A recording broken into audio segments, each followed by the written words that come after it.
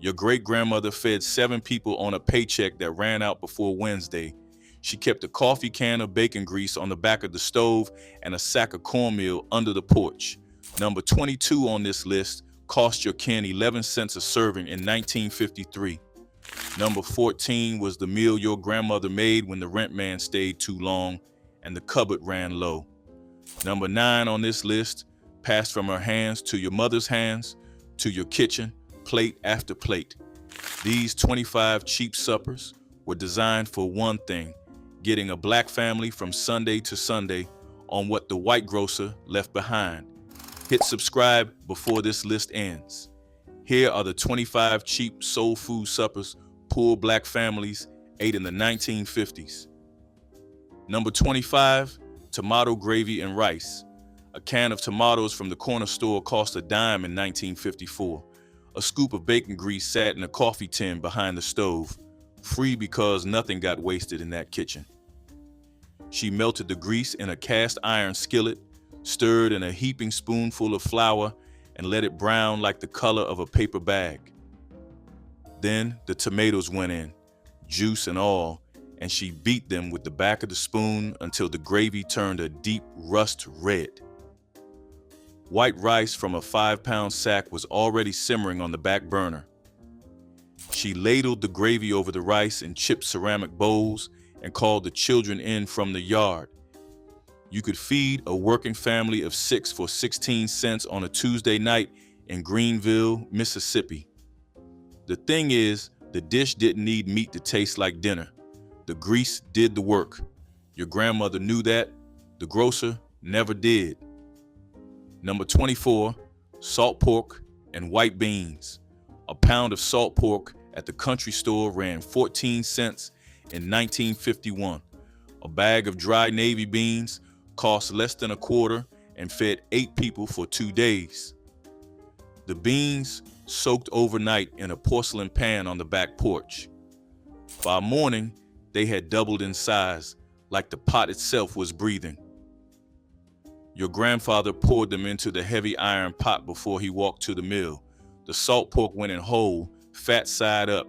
The pot simmered on the wood stove from sunrise until the cornbread came out of the skillet at 6. You could see the pork render down into a fatty white slab that flavored every bean. The potlikker was thick enough to coat a tin spoon. Children ate first, men ate second, the cook ate last. That was the rule. Nobody complained about leftovers because there weren't any. The pot got scraped clean by lamplight. Number 23, cornmeal mush with molasses. A 2-pound bag of yellow cornmeal cost 19 cents at the Piggly Wiggly in 1956. A quart of dark molasses ran 35 cents and lasted a family of 9 the better part of a month. Your grandmother boiled water on the wood stove, salted it, and rained the cornmeal in through her fingers like sand through a sieve while she stirred with a long-handled wooden spoon. You'd see the mush thicken up in 8 minutes flat. It pulled away from the sides of the pot like dough from a bowl. She spooned it hot into chipped enamel bowls, made a small well in the middle of each, and poured a slow stream of molasses into the well. The children stirred the dark sweetness through the yellow until the whole bowl turned the color of a fall leaf. This was supper on a Wednesday in February. Meat was gone. Payday was Friday. It worked. Nobody went to school hungry. Number 22, neck bones with rice and gravy. A pound of pork neck bones cost 12 cents at the back counter where black customers were served in 1953. The neck bones were 90% bone, but the meat that clung to those bones was the sweetest meat on the hog. Your grandmother boiled them slow with onion, black pepper, and a bay leaf for 2.5 hours until the meat fell off and the broth turned the color of weak tea. She fished out the bones, thickened the broth with a flour roux, and ladled the gravy over a mountain of white rice like a flood over a riverbank. The bones went on a separate plate. You watched the children suck the marrow out before they touched the rice. A working family of 7 ate this supper for under 30 cents. She called it Tuesday food. The grandkids in Detroit would later call it home. Number 21, stewed cabbage with fatback. A whole green cabbage at the farmer's market in Macon ran 6 cents in 1955. A 4-inch slab of fatback from the smokehouse cost a nickel. Your grandmother quartered the cabbage on the wooden cutting board, peeled away the outer leaves she would feed to the chickens, and cut the rest into rough wedges. The fatback went into the bottom of the heavy pot first, sliced thin like ribbons so it would render without scorching. She laid the cabbage on top, poured in 2 cups of water, and clamped the lid. The pot simmered on the back of the wood stove for an hour and a half while she ironed her good dress for church. By the time she lifted the lid, the cabbage had collapsed into a soft, salty heap. The potlikker at the bottom looked like strong coffee. She ladled the cabbage and the broth into deep bowls and laid a wedge of cornbread on the rim of each. 5 children ate well for under 15 cents. The dish traveled from a Georgia kitchen in 1955 to a Detroit kitchen in 1972 to a kitchen in the Bronx in 1989. It was good. Number 20, liver and onions. A pound of beef liver cost 19 cents at the back window of the Piggly Wiggly in Birmingham in 1957, the window where black families were forced to shop. Most white shoppers walked past the liver case without looking. Your grandmother stopped there every Friday because that was payday. That was when a black mother of 5 could afford to buy iron for her kids. She sliced the liver thin on a wooden board with a paring knife she'd been sharpening since 1948, dredged each slice in flour, seasoned with salt, black pepper, and a half spoon of paprika, and laid them gently into a skillet of hot bacon grease. 2 big yellow onions, sliced into thick rings, went in alongside. The liver cooked 4 minutes aside, no longer. It came out tender and pink at the heart. The onions caramelized like dark honey. She served the whole thing over a slice of day-old loaf bread on a tin plate. The bread soaked up the gravy. Your uncles and aunts learned to eat liver before they learned to read. Number 19, Hoppin John. A pound of dry black-eyed peas cost 11 cents at the country store in St. Helena, Parish, Louisiana in 1952. A scoop of long-grain rice from a burlap sack ran another 6 cents. A smoked ham hock from the meat counter cost a quarter and flavored a pot that fed 12 people. Your grandmother soaked the peas overnight in a chipped enamel basin on the back step. By sunrise, they'd swollen to fill the basin like sponges in water. She drained them, dropped them into the heavy black pot with the ham hock, and covered the whole thing with cold well water. The pot went on the wood stove at 6 in the morning. It stayed there, simmering low, until the church bell rang at noon. Then the rice went in, scoop after scoop, until the peas and the rice met somewhere in the middle and the broth turned the color of pecan shells. She seasoned it with salt, black pepper, and a single dried red pepper she'd hung from the rafters in October. Hoppin John on New Year's Day was a prayer for the year ahead. Hoppin John on a Tuesday was just supper. What most people miss is that this dish carried memory the way a hymn carries melody. The peas were brought across the ocean by people who lost almost everything but kept this one bean. The rice came up from the Carolina Low Country on a steamboat in a great-great-grandfather's pocket. The ham hock was the only piece of the hog the white farmer would sell to a black family without an argument. Your grandmother put all 3 in one pot because that was what her own grandmother had done in 1898 and 1872, and far earlier in a slave cabin behind the big house, where the cruelty was the rule and the supper was the resistance, year after year, generation after generation. 12 people ate from one pot for under $1. Nobody got up hungry. Nobody ever has.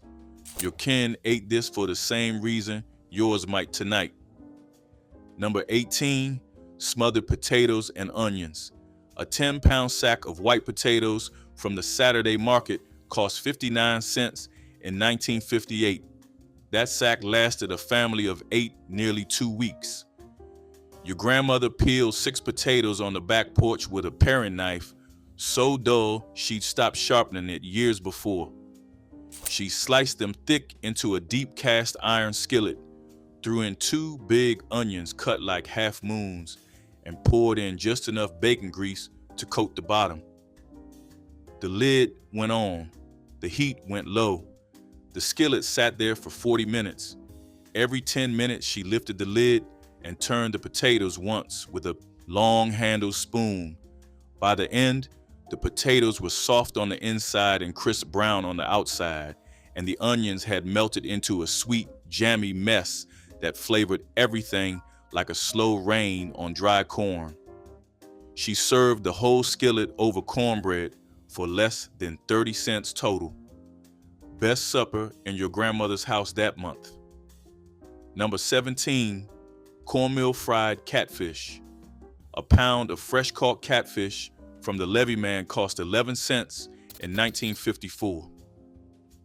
He came up the dirt road on Friday afternoons with a wooden cooler on a wagon.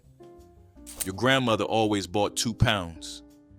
She rinsed the fish in cold well water, patted them dry with a flour sack, and rolled them in yellow cornmeal seasoned with salt, black pepper, and a pinch of cayenne from a jar she'd filled herself in October. A heavy skillet of lard sat on the wood stove at medium high. The fish hit the lard and went silent for 10 seconds. Then it started to sing like a kettle. 3 minutes aside and they came out crispy gold. She drained them on a brown paper sack from the grocery store. Friday catfish was a Black Catholic tradition the priests had brought down the river from New Orleans. She served it with white bread and yellow mustard. That Friday stayed on your grandmother's calendar. Number 16, pinto beans with ham hocks. A pound of dried pinto beans cost 15 cents at the red and white grocery in 1956. A smoked ham hock ran a quarter and could be reused for 2 pots in a single week. Your grandmother soaked the pintos overnight in a tin pail covered with a clean dish towel. By morning, the beans had swelled to fill the pail and the water looked like weak coffee. She drained them, dropped them into the iron pot with the hock and a sliced yellow onion, and covered the lot with 2 inches of fresh well water. The pot simmered all day on the back of the wood stove while she did the wash and ironed shirts for the White family across town. By 6 in the evening, the broth had thickened into a rich potlikker. The beans were soft enough to mash with the back of a spoon.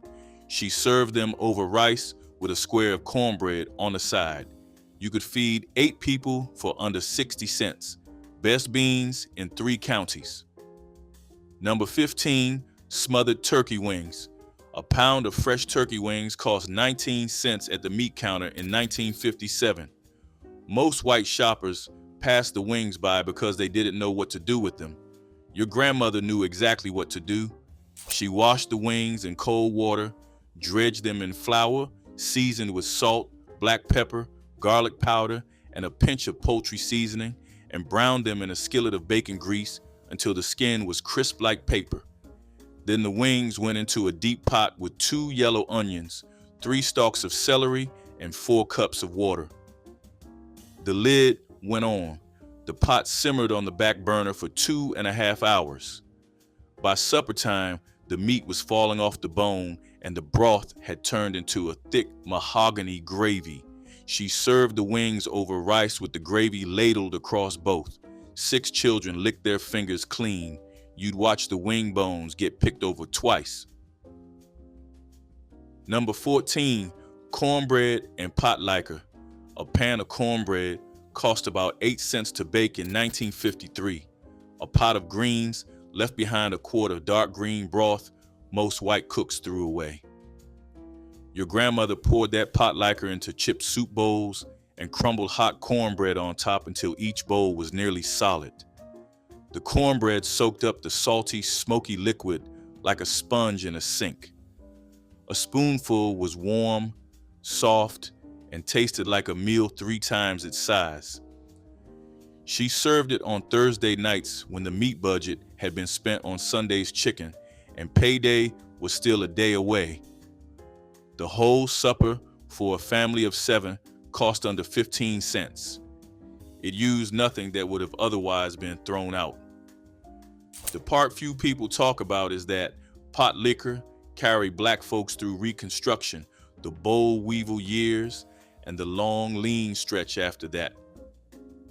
By 1953, it was still doing the same work. Nothing was ever wasted in that kitchen, not even the broth.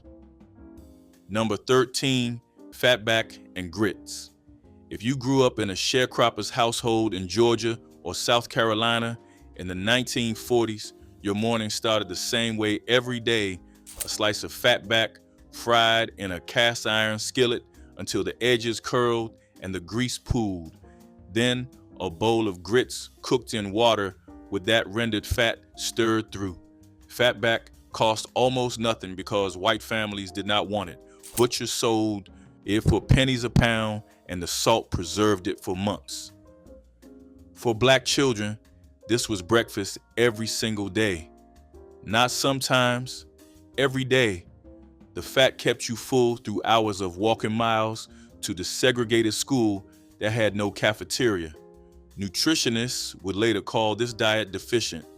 The families who survived on it called it Tuesday. Number 12, cold grits cakes provided portable lunches made from leftover breakfast grits that would otherwise go to waste. Families poured leftover grits into pans to set overnight, then sliced the firm mixture into squares and fried them golden the next morning. These cakes could be eaten hot for breakfast or packed cold for midday meals, their dense texture holding up through hours in lunch pails. The process transformed cheap cornmeal into something more substantial than porridge. Workers carried grits cakes knowing they would fill hungry stomachs when no other food was available. Some families added bacon or cheese when affordable, but plain grits cakes provided satisfying carbohydrates without additions. The technique represented kitchen wisdom passed between generations of black women who understood creativity conquered poverty. Number 11, cornbread dressing. This was the dish that caused family arguments at Thanksgiving, but it appeared on Sunday tables all through the fall and winter.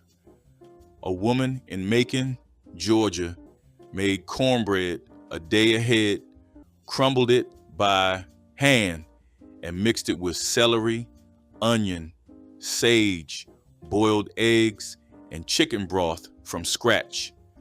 The proportion of bread to broth was the whole secret, and she knew it by the feel of the mixture in her hands. Too dry and it crumbled on your plate, too wet and it turned to mush. She squeezed a handful, and if it held together but still felt light, the ratio was right. No recipe could teach you that. It was knowledge that lived in a woman's fingers, passed from mother to daughter by standing side by side in the kitchen. The sage was the signature. Too much, and it tasted like medicine. Too little, and it tasted like wet bread. Her amount was perfect, and she could not have told you what it was. Number 10, fried fish cakes transformed small catches and leftover fish into portable lunches that traveled well and satisfied hunger. Families near rivers or coastal waters caught small fish, boiled them tender, then mashed the flesh with cornmeal and seasoning before frying into patties. These cakes could be made from fish too small for proper meals, stretching modest catches into food for entire families. The cornmeal binder extended protein, while frying created a crust that protected the interior during transport. Workers carried fish cakes in lunch pails or wrapped in newspaper, eating them cold hours after cooking. Coastal Black communities perfected these recipes over generations, understanding that water provided free protein for those willing to fish. The cakes represented skill and survival, transforming minimal resources into real meals. Number 9, stewed okra and tomatoes. A pound of fresh-picked okra from her own back garden cost nothing in 1953. A pint of canned tomatoes from last August putting-up jars cost about a nickel in glass and lid. Your grandmother trimmed the okra into half-inch wheels on the wooden cutting board, dropped them into a heavy skillet with a tablespoon of bacon grease, and let them brown for 4 minutes. Then she poured the canned tomatoes in, juice and all, and added salt, black pepper, and a single chopped onion. The pot simmered low for 30 minutes while she sat on the porch and shelled peas for the next day. The okra thickened the tomatoes into a glossy red stew like a slow rust. The slime that everybody complained about turned into a beautiful body that coated every spoonful. She served it over rice. A family of 6 ate for 15 cents. The grandkids still cook it the same way. Number 8, stewed chicken and dumplings. A woman in rural North Carolina could turn the oldest, toughest hen in the yard into a supper that tasted like love had been simmered into liquid. She boiled the whole chicken with celery, onion, and salt until the meat fell off the bones and the broth turned golden. She pulled the bones out, shredded the meat back in, and dropped spoonfuls of dumpling dough into the bubbling broth. The dumplings were nothing but flour, baking powder, salt, and milk. She dropped them in rough spoonfuls that puffed up in the steam and turned soft and pillowy in 15 minutes. The result was a pot of tender chicken, thick broth, and dumplings that dissolved on the tongue. For generations, this was the meal that showed up on your doorstep when someone was grieving. They didn't bring flowers, they didn't bring cards, they brought chicken and dumplings because food was how they said everything words could not. Number 7, oxtail stew. Oxtails were the cheapest cut at the butcher counter for decades, often less than 50 cents a pound because most people did not know what to do with them. Black women who cooked Sunday dinner did. A woman in Savannah, Georgia, seasoned oxtail pieces with salt, pepper, garlic, and onion powder, then browned them in a heavy pot until the outside was dark and caramelized. She added water, onions, carrots, and potatoes, then let the whole thing simmer for 4 hours while the family was at church. By the time everyone came home, the meat was falling off the bone and the broth had turned into a thick, rich gravy. Oxtails were a staple of Sunday dinner in Black households because they were cheap and they rewarded patience. You could not rush them. You could not shortcut them. You had to give them time, and in return, they gave your table one of the most deeply flavored meals any kitchen ever produced. Today, oxtails cost $8 to $12 a pound. The women who made them affordable are gone. Number 6, smothered cabbage and corn. A green cabbage cost 6 cents in 1957. A can of yellow corn ran 12. A half-pound chunk of side meat went for a dime.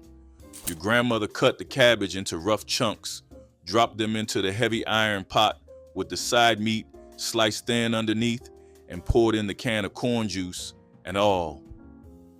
A cup of water followed. The lid clamped down. The pot simmered on the back burner for an hour and 10 minutes. Every 20 minutes, she lifted the lid, gave the pot a slow stir with a long-handled wooden spoon, and tasted the broth on the back of the spoon. The cabbage broke down like silk. The corn turned a deep golden. The side meat rendered into the best seasoning a poor cook could ask for. She served it over hot cornbread with a pat of margarine on top. You'd swear it was a Sunday plate. 5 children, 2 grown-ups, 1 supper, 28 cents. Nobody asked for seconds because nobody had to. There were always seconds. Number 5, Souse loaf with crackers. Souse was a chilled meat loaf made from the head of a hog, the tongue, the ears, and any scraps the butcher wouldn't sell to white customers. A whole hog's head cost $0.25 in 1953. Your grandmother could make 4 pounds of souse from one head. She boiled the head all day with vinegar, salt, black pepper, sage, and a single dried red pepper. By evening, the meat fell off the bones like rain off a tin roof. She picked it clean by hand on the back porch while the broth reduced on the stove. She mixed the meat back into the reduced broth, poured the whole thing into a loaf pan, and set it on the cold cellar floor overnight. By morning, it had set into a firm jelly loaf, flecked with pink and white meat. She sliced it thin onto saltine crackers for an evening supper that fed 8 people for less than 50 cents. Your great aunt swore by it. Number 4, chicken feet stew. Chicken feet from the country chicken man cost $0.01 a piece in 1956. Most white folks in town threw them in the dog dish. Your grandmother bought 12 at a time. She scalded them in boiling water, peeled the yellow outer skin off in long strips like banana peels, and clipped the nails with kitchen shears. Then the feet went into the iron pot with onion, garlic, a stalk of celery, and 4 cups of water. She seasoned with salt, black pepper, and a bay leaf, and let the pot simmer for 2 hours until the cartilage in the feet had melted into the broth, and the broth had turned the color of light honey. The feet themselves were tender, gelatinous. The children sucked the small bones clean. She served the stew over rice for less than 15 cents. The recipe came from your great-great-grandmother, who had brought it up from a cabin in Talladega County. Number 3, salmon croquettes. A can of pink salmon at the A&P cost 31 cents in 1957. That one can feed a family of 6. Your grandmother drained the salmon over a tin can on the porch rail, tipped it into a wooden bowl, and broke up the bones with a fork because she said the bones were where the calcium hid. She added a small chopped onion, 2 beaten eggs from the backyard chickens, half a cup of yellow cornmeal, salt, pepper, and a slow pour of milk to bind it all together. She shaped the mixture into 8 thick patties between her palms like little pucks, pressed each one flat, and laid them gently into a skillet of hot bacon grease. 3 minutes aside, and they came out golden, crispy on the outside, soft and salty inside. She served them with white rice and a slice of yellow tomato from the garden. Salmon Friday, your uncles and aunts called it. They believed in it. Number 2, greens and ham bone. A bushel of fresh-cut collards from the garden cost nothing in 1955. A leftover ham bone from Easter Sunday lived in the icebox wrapped in wax paper. That one bone could flavor a pot of greens 4 times before the marrow finally gave out. Your grandmother stripped the leaves from the tough center stems, washed them 3 times in cold water, and chopped them into rough ribbons on the wooden board. She dropped them into the iron pot with the ham bone, a chopped onion, and a tablespoon of red pepper flakes. 6 cups of water covered the lot. The pot simmered low for 2 hours while she ironed and prayed and minded the youngest grandchild. By supper time, the greens had cooked down to a deep, dark green like a forest floor in October. The potlikker was rich and salty. The ham bone had given everything it had. She served the greens with cornbread for under 20 cents. Number 1, mac and cheese supper plate. A box of elbow macaroni at the Piggly Wiggly cost 17 cents in 1956. A half-pound brick of yellow cheddar from the dairy case ran 38 cents. A quart of fresh whole milk from the milkman's wagon was 23 cents. Your grandmother boiled the macaroni in salted water until it was just shy of soft, drained it in the colander on the back porch, and tipped it into a buttered baking dish. She layered the macaroni with thick slices of the cheese and poured the whole milk over the top until the dish was nearly full. The dish slid into the wood oven for 35 minutes. By the time it came out, the top was golden brown like a sunset on a tin roof. The inside was creamy and slow, and the smell carried clear across the backyard. Number 21, hog head cheese.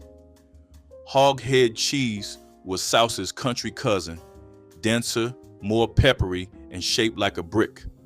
A butcher on 63rd Street would sell a whole hog head for 75 cents in 1962, and a grandmother from Greenville, Mississippi would carry it home on the bus wrapped in newspaper. She boiled it with salt, black pepper, sage, red pepper, and a cup of cider vinegar until the meat slipped from the skull. She chopped the meat fine, packed it into a bread pan, poured the reduced broth on top, and weighted it down overnight with a flat iron. Sliced thick and eaten on Saturday afternoon with white onion, it was the supper of men who had worked a half day at the rolling mill. It fed 4 grown adults for a full week. Picture that arithmetic. Picture what that skill meant in a kitchenette with no refrigerator and 1 burner. Number 25, liver and onions over rice. The butcher in any small black neighborhood in 1955 sold beef liver for 15 cents a pound on Tuesdays after the weekend cuts had moved out the door. Your grandmother would slap 2 slices into a pan of bacon grease, salt and pepper them heavy, and cook a yellow onion down beside the meat until both went soft and dark like coffee grounds. She poured a thin gravy from the drippings, a teaspoon of flour stirred into the fat, water from the kettle on your stove. The whole supper went over rice that had cooked while she was at the ironing board. The kids who hated it ate it anyway because there was nothing else and because she would not be told what her own children would or would not finish. Liver was iron, and iron was what kept her standing through a double shift day after day. Your plate was clean by 7. Number 20, cornmeal mush, sliced and pan-fried. A widow in Memphis poured leftover breakfast mush into a loaf pan and slid it into the icebox before bed. By supper time, the mush had set into a yellow brick. She turned it out, sliced it into half-inch rounds, dredged each round in flour, and pan-fried them in a 1/4 inch of bacon grease until the edges turned crisp and gold. She topped them with Caro dark syrup or a spoon of Smucker's blackberry, preserves, and ate 4 slices with a cup of black coffee. The whole supper cost her about 15 cents. What most people miss is that this was breakfast turned inside out and made to last. Your people had eaten it in a tenant farmer's cabin in 1928. Your aunt ate it in a rooming house in Memphis in 1953. The recipe had outlived 3 different stoves. Number 22, Souse with saltines. Souse was the jellied meatloaf your grandmother made out of pig trotters, ears, and snout, and it lived in the icebox on the top shelf wrapped in wax paper. A woman on Indiana Avenue, born in Selma, would boil the parts with vinegar, red pepper flakes, bay leaf, and a whole onion for 5 hours, pick the meat off the bones, and pour the spice broth over it in a loaf pan. By morning, it had set into a cold, savory jelly. She sliced it thin and laid it on saltine crackers with a dab of yellow mustard. It was breakfast, lunch, or a supper eaten standing up before a night shift at the stockyards. A pound of souse cost about 15 cents to make and fed a grown man for 3 days. It is easy to forget that food like this was survival engineering handed down through generations. Number 24, hoe cakes with cane syrup. A cast iron skillet on a wood stove in Hattiesburg, Mississippi in 1953, holding a 1/4 inch of bacon fat, 2 cups of yellow cornmeal, a pinch of salt, hot water from a tin kettle mixed with a wooden spoon until the batter could be dropped flat. 3 cakes at a time, the fat crackling around the edges like a wet match, the bottom going gold and crisp. The cane syrup came from a half-gallon jug bought at the country store for 50 cents and poured slow over the hot cake until it pooled like dark honey, a glass of buttermilk on the side. Your great uncle ate supper standing at the counter because the table was being used for a quilting frame. Cornmeal had crossed an ocean on a slave ship and ended up on a plate in your great-grandmother's brick row house. The skillet was older than the cook. Number 21, hot dogs and beans, the Vienna sausage variant. A grandmother in Cincinnati could not always afford a pack of ballpark franks at $1.29. When your check came up short, you reached for the small can. She opened a can of Armour Vienna sausages, drained the brine, sliced them into coins, and stirred them into a pot of Bush's pork and beans with a tablespoon of yellow mustard and a spoon of Domino brown sugar. The whole pot took 15 minutes. She ate it from a chipped Corel bowl with a square of Jiffy cornbread on the side. Her grandsons called it puppy bowls because the sausage rounds looked like they had been scooped from a tin of dog food. They ate 3 helpings each. She never corrected them.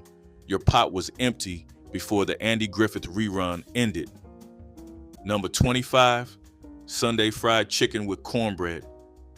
This was the meal that said, the week is over, the rent is paid, and we are still here.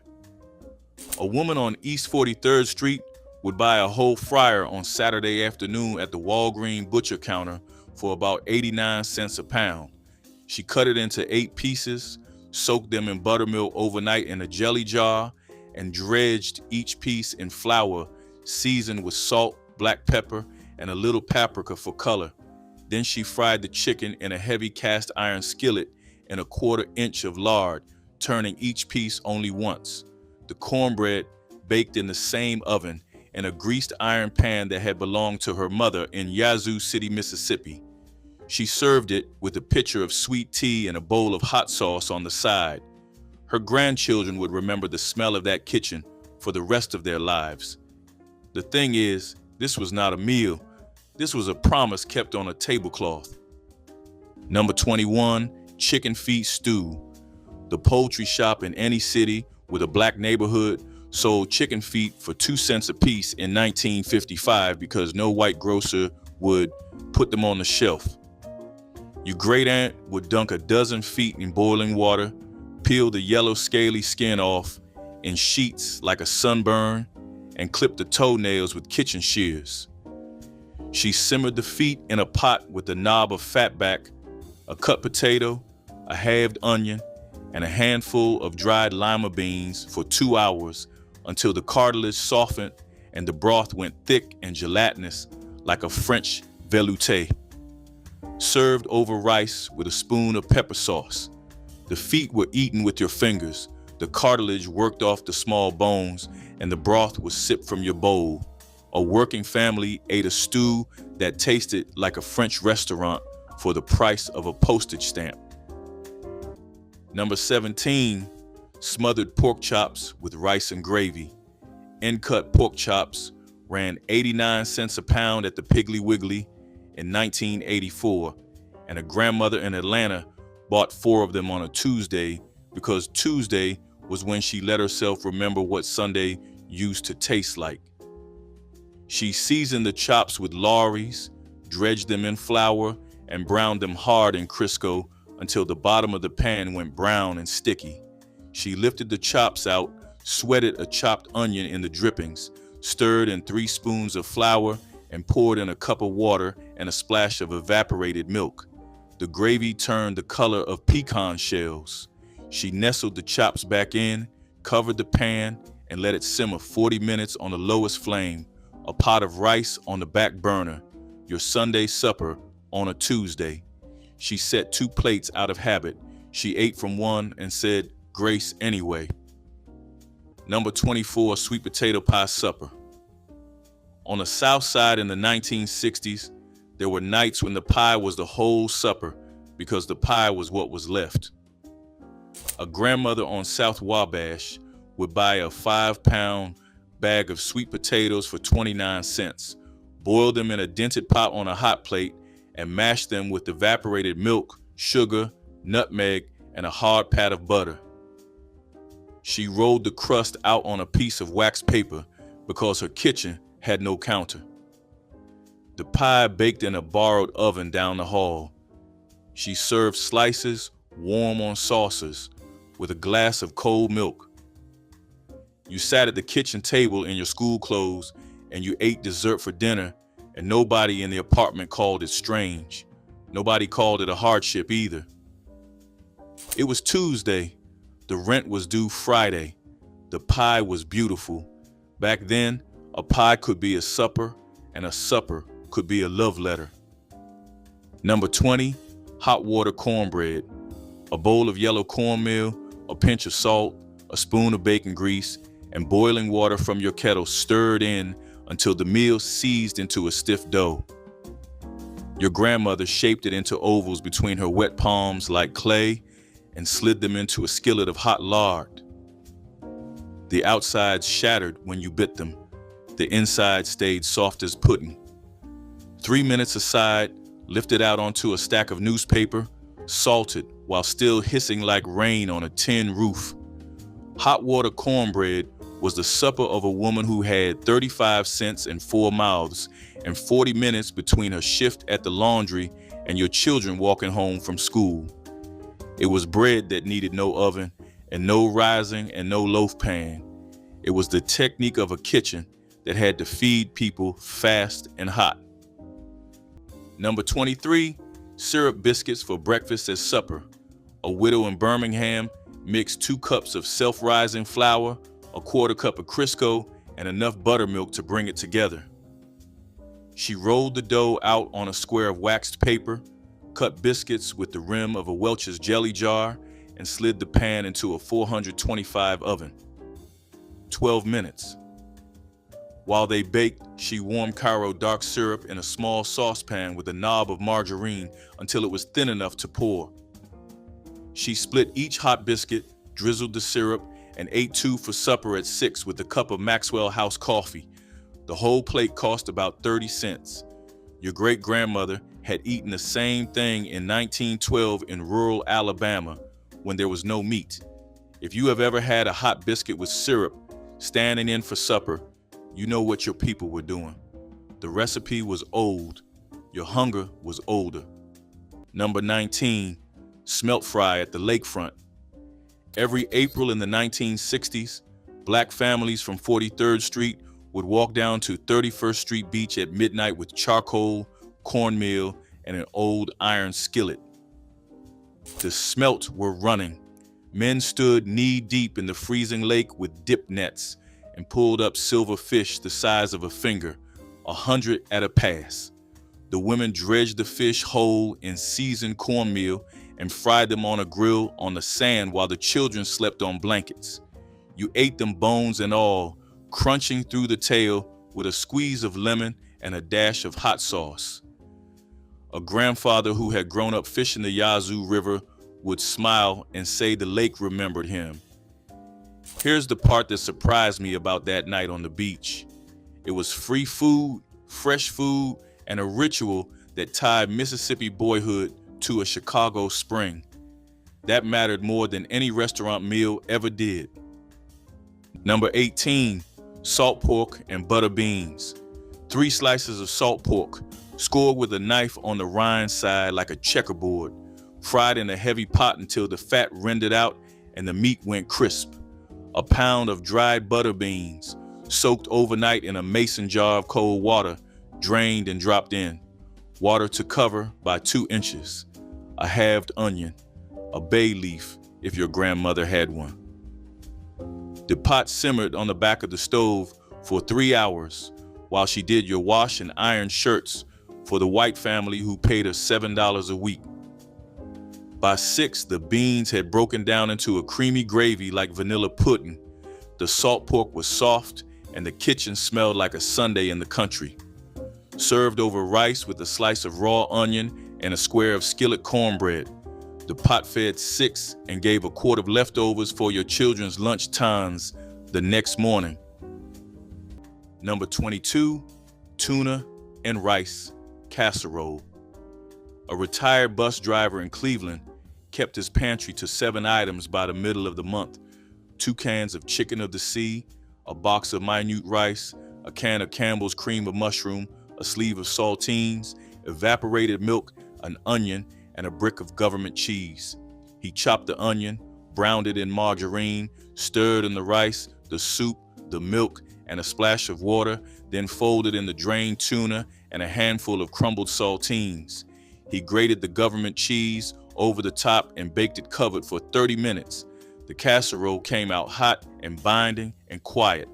It fed him for 3 nights. The pan went into the sink and stayed there until morning. If you ever lived alone, you know that the dishes wait. He had stopped washing them after dark when he stopped having a wife to tell about his day. Number 20, chicken and dumplings.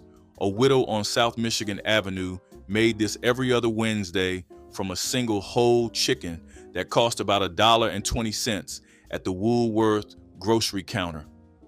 She boiled the bird with celery tops, 1 onion, and salt until the meat fell off, pulled the bones out, and dropped spoonfuls of flour and buttermilk dough into the simmering broth. The dumplings swelled soft and pillowy, soaking up the chicken flavor as they cooked. She ladled them into a deep bowl, set it on a lace doily in front of her nephew, and watched him eat without saying a word. A single pot fed her for 6 days straight. The apartment smelled like someone still cared enough to cook for you. That kind of quiet love does not need a recipe card. It only needs a pot and a reason to keep going. Number 17, oxtail with butter beans. The butcher at the corner store in 1956 cut the tail off the cow and threw it in a barrel with the bones because his white customers would not buy it. Your great uncle paid him 18 cents a pound. He browned the joints in a Dutch oven, lifted them out, and softened a chopped onion and a stalk of celery in the fat. The oxtails went back in with 2 quarts of water, a halved garlic head, a sprig of thyme from your back porch, and a pinch of red pepper. The pot cooked for 4 hours on the back of the wood stove, the kitchen filling with a meaty perfume that brought the neighbors to your back door. In the last hour, a quart of soaked butter beans went in to thicken the broth like wet sand. The meat fell off the bones in dark, wet ribbons. The marrow was sucked from the joints with a small spoon. The whole pot was poured over rice. A French chef in 1956 charged $5 for the same dish. A family of 7 ate this Sunday supper for under $1.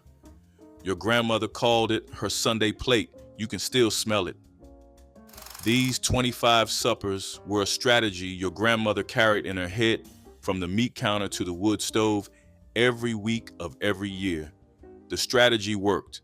The neckbones, the potlikker, the chicken feet, the streak of lean, the salmon can broken open over a wooden bowl. Everyone was a quiet answer to a grocer who priced the good cuts out of reach. Tell me in the comments which one your kin made on a Tuesday in Memphis or Birmingham or on the south side of Chicago. Cook one this week, sit at your table, eat slow. A pulled plate made with your hands and your care is still a full life.